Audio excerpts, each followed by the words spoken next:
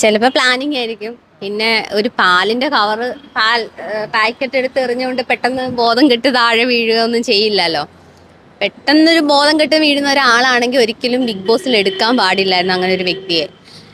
എന്തായാലും കുറേ ടെസ്റ്റുകളും കാര്യങ്ങളൊക്കെ ചെയ്തിട്ടായിരിക്കുമല്ലോ അവിടെ ഓരോരുത്തരെയും സെലക്ട് ചെയ്ത് എടുക്കുന്നത്. ആരോഗ്യ പ്രശ്നങ്ങളുണ്ടോ, സ്ട്രോങ് ആയിട്ടുള്ള ആളാണെന്നൊക്കെ നോക്കിയിട്ടായിരിക്കുമല്ലോ എടുക്കുന്നത്. ഒരു പാലിന്റെ കവറും വന്ന് വീണപ്പോഴത്തേക്കും ബോധം കെട്ട് വീഴുന്ന ആളെ പിന്നെ ബിഗ് ബോസ് എന്ത് കാരണത്താലാണ് എടുത്തതെന്നാണ് എനിക്ക് ചോദിക്കാനുള്ള ഒരു ചോദ്യം. പിന്നെ എനിക്കൊരു ആക്ടിംഗ് ആയിട്ടാണ് തോന്നിയത്, അതൊക്കെ ഒരു ആക്ടിംഗ് ആണെന്നാണ് തോന്നിയത്.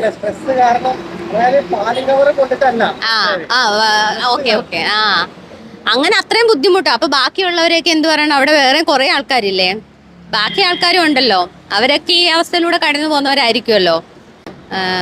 പിന്നെ അങ്ങോട്ടും ഇങ്ങോട്ടും ഒരു പാലും കവറും ഒക്കെ ഏറും പിടിയൊക്കെ ആകുമ്പോഴത്തേക്ക് ടെൻഷൻ കാരണമൊക്കെ ബോധം കെട്ട് വീഴാന്ന് വെച്ചാൽ അതൊക്കെ വിവരമുള്ളവർക്ക് ചിലപ്പം വിശ്വസിക്കാൻ ബുദ്ധിമുട്ടായിരിക്കും. അപ്പം ചോദിക്കും, ആൾക്കാർ ചോദിക്കും നിനക്ക് ഭയങ്കര വിവരമാണല്ലോ എന്ന്. ഞാൻ അങ്ങനെയല്ല, സ്വാഭാവികമായിട്ട് നമ്മൾ ചിന്തിച്ചാൽ അങ്ങനെ ടെൻഷനും കാര്യങ്ങളും കൊണ്ട് അങ്ങനെ ബോധം കെട്ട് വീഴുക അങ്ങനൊന്നും ഇല്ല. അങ്ങനെയാണെങ്കിൽ ബാക്കിയുള്ളവരെല്ലാം എന്നേ വീഴേണ്ടത്. ലേഡീസ് 3 പേര് ഇനിയുണ്ടല്ലോ ബാക്കി, അവരൊക്കെ എപ്പോഴേ വീഴേണ്ട സമയം കഴിഞ്ഞല്ലോ.